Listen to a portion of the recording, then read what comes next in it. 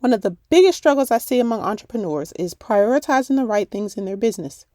Social media plays a huge part in this because we're bombarded with ads in addition to all the offers we see either online or they come straight to our inbox.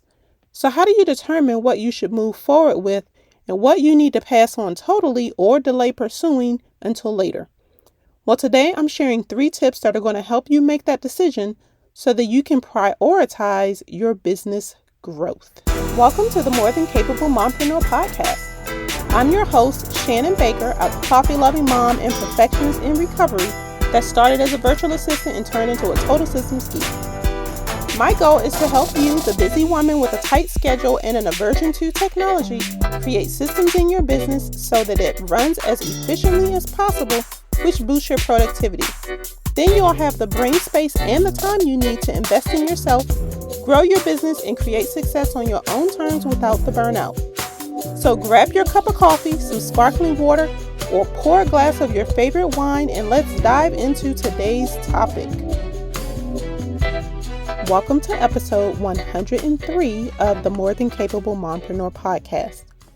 So today's topic is on what you need to focus on to prioritize your business growth. And let me tell you, this wasn't the topic that I originally had scheduled to publish this week, but I was inspired to change things up, which I can do because this is a platform that I own and control. But anyway, this topic came to me as I sat down and did some reflecting on where my business is right now and where I want to be by the end of my year, which is August 31st, not December 31st. Yes, you heard right, because last year I decided that September 1st was my January. So in Shannon's world, I'm closing out Q2 at the end of this month, which is why I'm doing a mid-year review and reflection. Now, there have also been some external factors in relation to my day job that have ignited some new fires within me. Now, I'm not going to go into them, but just let me say, I'm motivated to make some new things happen in my business that have been on the back burner for some time. So I myself am now very focused on prioritizing my business growth as well. So I started this process by deciding to take on a bit of a brand refresh because my messaging wasn't feeling quite aligned with my values. So I've been doing some professional development behind the scenes to kind of get myself together, get my mind in the right place. And now I'm taking action. So if you've been feeling some kind of way about where your business is or your brand as well, then I really encourage you to pay attention to the tips that I'm going to share today. And you don't need to take notes unless you want to, because there's going to be a transcribed version of this episode on my website. Now, there are going to be an infinite number of opportunities that will come up in your business journey, and many of them are going to look like great opportunities at first glance. But let's be honest, you already have a tight schedule, so you really need to evaluate those so-called opportunities, and I say that in air quotes, and determine if that's something that you really need to grow your business.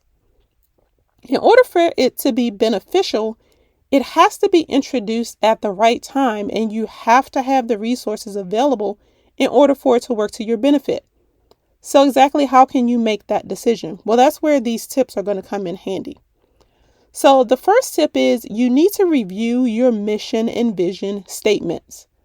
Now, if you just started your business, you may not have a mission and vision statement, but you definitely need to carve out time to write it out.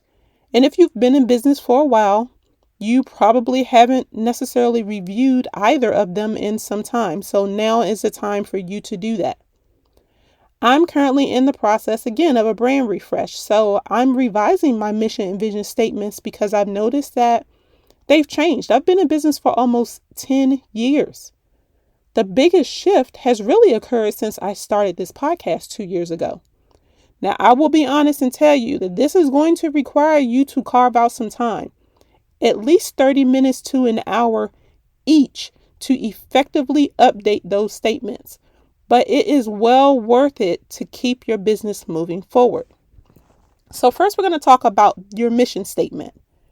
This defines your values, fundamental goals, and reveals what your business does, who you do it for, how you do it, and the results that you help others to achieve. It also shapes the decisions you make in your business every day. It boils down to whether the choice you're making helps you achieve your mission or not. Is it aligned? If it isn't, then you need to pass on that opportunity. So here are a few mission statement examples. So the first one is going to be from my favorite place, Starbucks. Their mission statement is to inspire and nurture the human spirit, one person, one cup, in one neighborhood at a time. Now, I've already mentioned Starbucks is one of my favorite spots. And if you're new to the show, let me tell you, I am a diehard coffee lover. Now, personally, I feel that Starbucks has achieved their mission. And the best part is that they do this in seasonal ways. I mean, think about it. One of the biggest ways that we connect to network and grow relationships is either in person on coffee chats or online coffee chats. And let me tell you, I have had my share of conversations at a number of different Starbucks. What about you? I also love the seasonal drinks that they offer. In addition to the seasonal cups, and I have a cabinet full of Starbucks mugs from different states. Again, I love coffee. My personal goal is to collect as many of them as I can, and my girlfriends help me with that mission, even though it drives my husband crazy.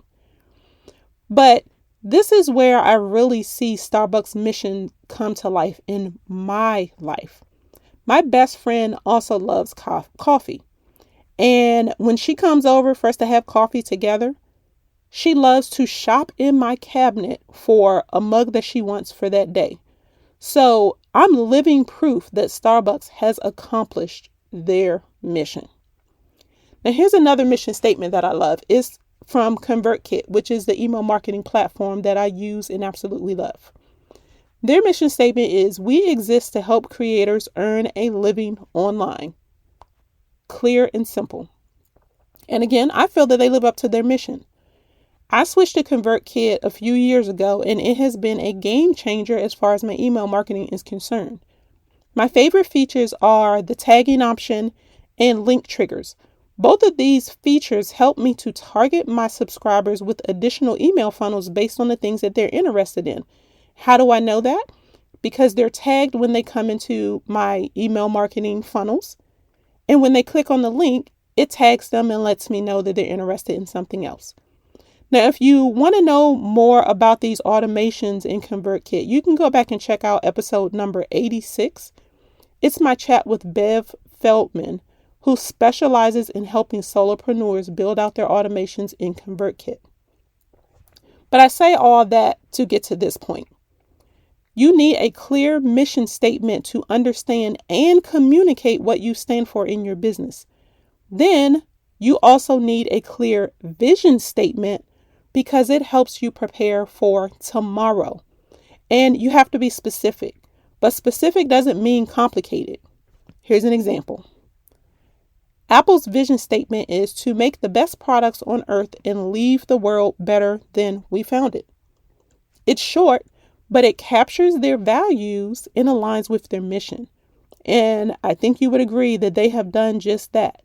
So don't make it complicated. Identify what you're going to accomplish in the future and incorporate your values into it. Now, exactly how does having a clear mission and vision statement help you with prioritizing your business growth? Well, if you know where you're supposed to be going, when opportunities arise, you'll be able to determine, does it fit in the plan that you have to move forward and grow your business? If it does, then you say yes. If not, then you need to either decide if it's a hard no and you're going to pass, or maybe it's just something you need to put off until a later time. This is the vital pieces or the vital information that you need to create a strategic plan for your business. If everything went according to your strategic plan over the next 3, 5, or 10 years, what does your business look like? What kind of successes do you have? Spend the time to define your mission and vision statements and then chart out that plan to get you there. Now, if you would like some help with this, DM me on Instagram and I can direct you to someone who has a resource that will help you identify both your mission and your vision statements. Now, once you know where you want to go, you've got to identify your priorities. But how exactly can you do that? Well, that leads to tip number 2. You need to set a goal to focus on for the next 90 days. Your goal is the outcome that you want to achieve, and you need a deadline so that you can create a sensible action plan. Now, when this episode goes live at the end of February, you probably have already set big goals for the year or at least for Q2, and that is great. But I only want you to pick one goal that you're going to focus on for 90 days. Now, you may be wondering, well, how can you do that? Well, simply put, yes, you can pick that big, scary goal for the year, but you need to break it down into smaller chunks of every quarter or every 90 days so that you can create a simple plan. That's why the first step is to identify your mission and your vision, because it drives how you achieve that goal. Let me illustrate that. Okay, so say your goal for the year is to make $25,000 in your business. So you start by looking at what you made last year. So you know where you're at and where you want to go. Then you look at the services you offer and any digital products that you have that will help you reach that goal. You would then need to generate $6,250 every quarter to reach that goal. So next you need to determine, well, what do you need to market to bring in that amount? That will drive your marketing messages. So maybe Q2 would be you want to increase your email subscribers by 20%. So you figure out how you're going to do that. Great. Now what? Well, really think about the resources that that's going to require. How many hours do you have to focus on marketing in your business? Look at the return on the investment, meaning how long is it going to take for you to start to see that income coming in to get you closer to your goal. You gather the data that you need and then create a step-by-step plan to again reach your goal. So it's going to identify what platforms you need to be active on, what you're going to post and when you're going to post it. What are you going to post about? Do you need a new lead magnet or can you refresh one that you already have? Is your nurture sequence set up and in place that's going to lead from a freebie to a paid service or product? Those are just some of the things that you're going to have to consider for that goal. And then once you have identified those pieces, you can create an action plan so that you can take steps each week to achieve that. And then you just rinse and repeat that process for every quarter. Then once you have it all written out, imagine what your life would be like when you achieve those goals. Notice I said when, not if. And this can be your reality if you have the right systems in place in your back office, which leads to tip number 3. You need to assess your business operations. No matter what your goals are and no matter how good your plan is, if you do not have the right systems in place in your business, you are not going to be able to achieve sustainable growth, if you have any growth at all. So you really need to audit your back office and get some processes documented and then get some automation in place. Now, there are 6 core systems that every business needs to achieve sustainable growth. And I've talked about them in previous episodes, but you can go back and listen to episodes number 62 and 72 for detailed information on those systems. Now, I know many of you are solopreneurs and are DIYing your systems, and that is great, but it can also be frustrating. And even if you're not, tech itself can be frustrating if, it's not your thing. Don't worry. I'm just like you in some respects. But I also know the importance of making an investment to spend time with someone who has expertise in the areas that I don't. So I'm a huge fan of paid consultations, also known as Pick Your Brain sessions. So if you want to pick my brain and shorten the learning process when it comes to your back office systems, I can help you with a mini systems audit. This can be done in a 30-minute strategy session with me. We just get on the Zoom call.